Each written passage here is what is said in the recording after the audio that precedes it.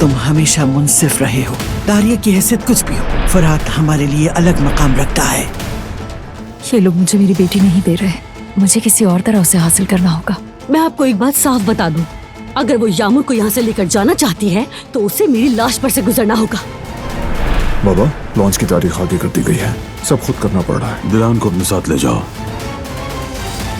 दिलान, आपको लगता है कि बारान के बनाए हुए डिजाइन्स की तस्वीर भेजेगी? उसने हमारे मैसेजेस का जवाब नहीं दिया। बारान, ये जो सबिया नाम की औरत है, दिलान को वो कहाँ से मिली, उसके बारे में सब कुछ तफसील से जानना पड़ेगा। मुझे ये तस्वीर भेजनी तो पड़ेगी, फिर क्या होगा? ये तो बारान के साथ धोखा होगा। मेरे ख्याल में वो ये काम जरूर करेगी, और अगर नहीं किया तो फिर उसे अंजाम भुगतना होगा। दिलान,